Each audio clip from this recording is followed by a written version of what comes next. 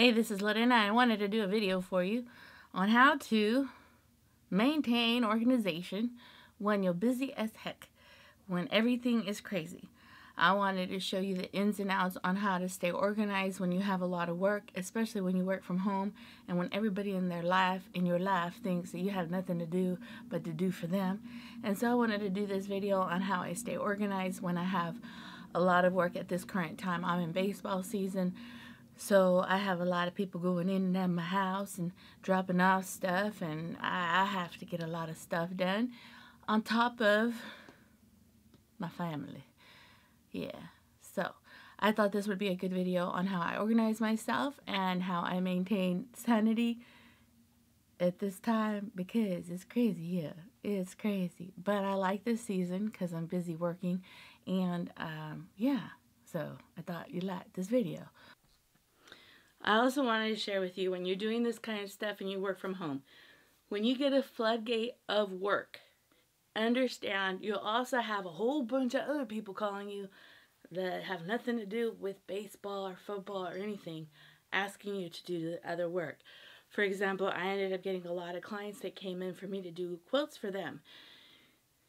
So last week I designated 2 days to long arm quilt. This week I've designated 2 days to do the vinyl and then 2 days to do the hats.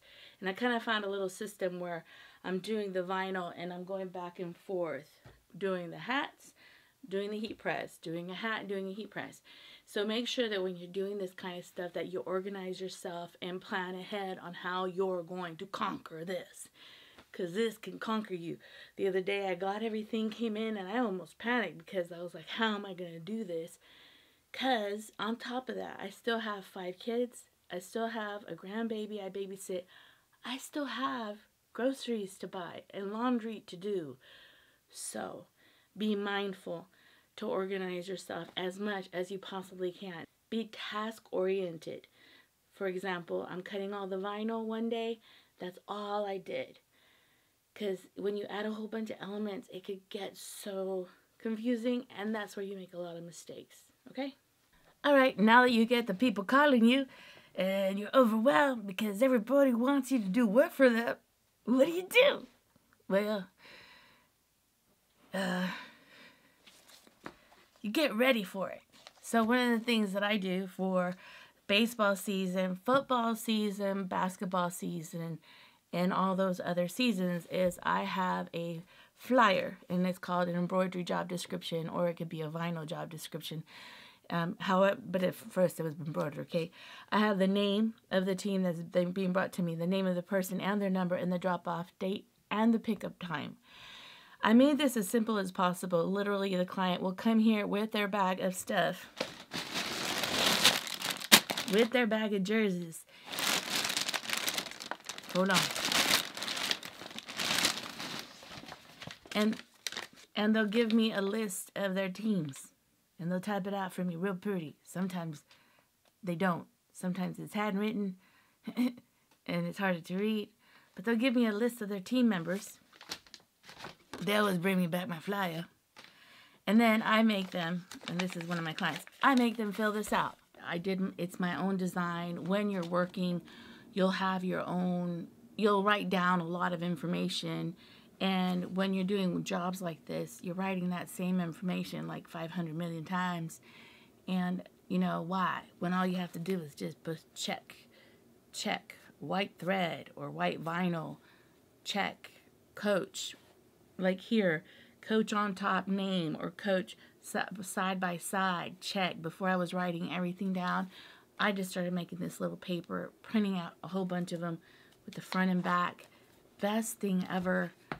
Quick. They're out of my house. They're out of my space. They're going home to enjoy their family. And, you know, I'm going to be here doing their work for them.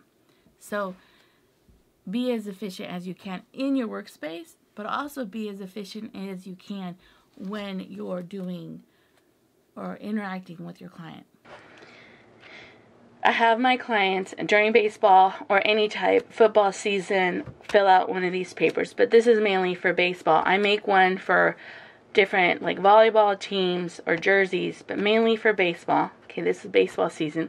I have them fill out the name, their phone number, the team name, and the date they dropped it off. I don't know if you can see that. And the date they want to pick it up. Now I try to make this as simple as possible. I ask them if they want the jersey in all caps or if they want it in standard writing, and also what do you want on the jersey, first or last name, and the color. I used to do embroidery, but now I'm doing the vinyl. What color vinyl they wanted. Also the coach's jersey. There's also a back side. If the wants hats. I don't know if you can see that.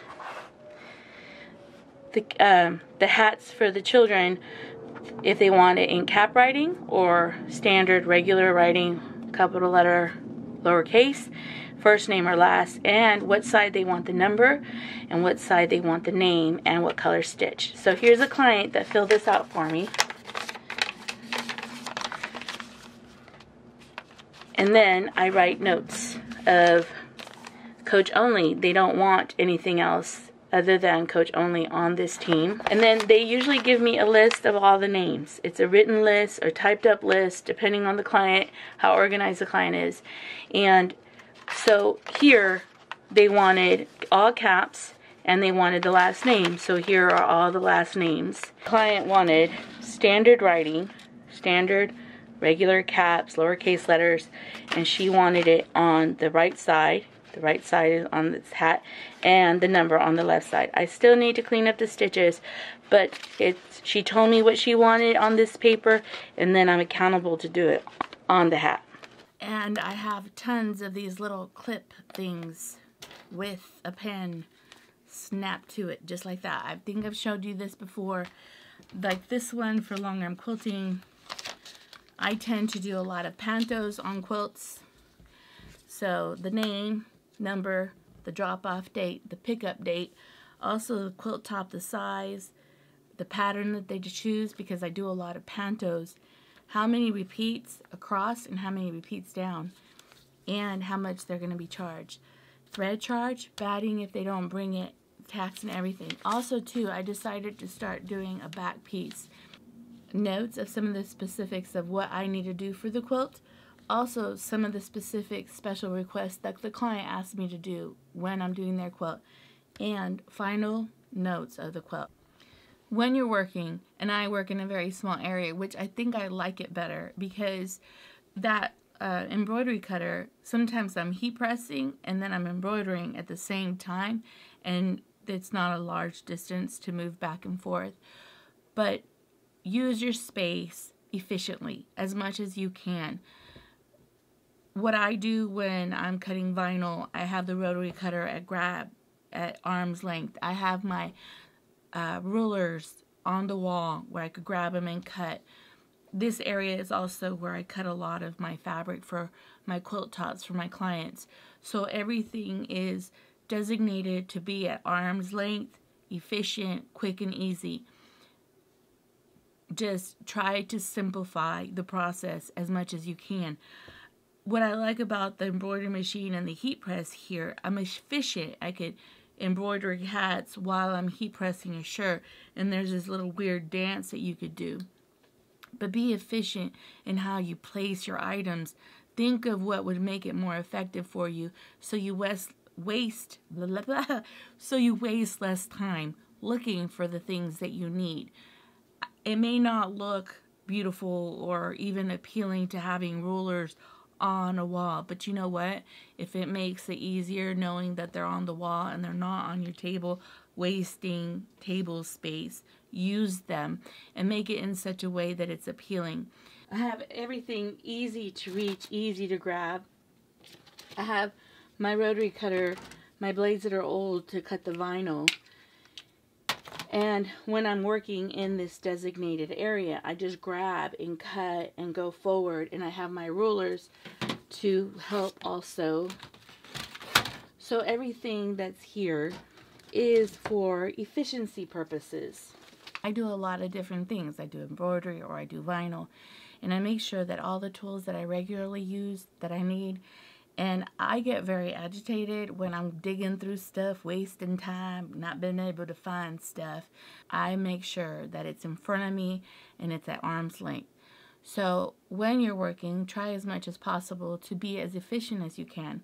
The only way you learn that, I believe, is when you're working. You start finding things that will work best for you, and you also start kind of designing your space that you work from to be as effective and efficient as it possibly can. There's nothing more frustrating than wasting time looking for something that could have just been right in front of you. For example, there was one time that I was looking everywhere for scissors. Yeah. You know, make it to where it's not on your table, but make it to where it's easy to find. At one time, I was using those sticky, little hanging clips all over my walls so that my scissors were all over the wall. So right away, I grabbed it. I was ready to work. And I had more than one all over my wall because when I grabbed one, I put the scissors down somewhere, and then I'm looking everywhere to find that one pair of scissors. Yeah, so, but be as efficient as you possibly can when you're working. You want to get the job done in a timely manner because then you can do whatever you want after you're done. So, design your space or organize your space in such a way that everything is easy to grab and go, okay? Another thing to being organized is clean up after yourself as much as you can. I end up having a mess in my space, and I don't have that much space, but what I've tried to do is find spaces where I could put things, like, I guess, designated spaces where things would fit. For example, here is where all my vinyl is, and this is where my scrap vinyl goes when I have a lot of scraps. And here is where I have also too my stabilizers. So I have a space where the scrap vinyl goes and my vinyl tubes go. Down here in this area, I have all my sticky stabilizers. So I've designated certain spaces to place things, and over here is where I put all my mats that I'm not using. Another thing when you're working, which it's easy to do, get rid of the trash that you don't need. Separate what's functional. Like sometimes I end up messing up on a name, but I keep it. I don't know why. Say what's functional and throw away what is not, and then put away whatever tools that you have everywhere. So clean up your workspace when you're working. It lets you breathe. It gives you room to work. Put away tools that you don't use at the current time, and clear out your workspace as much as you can.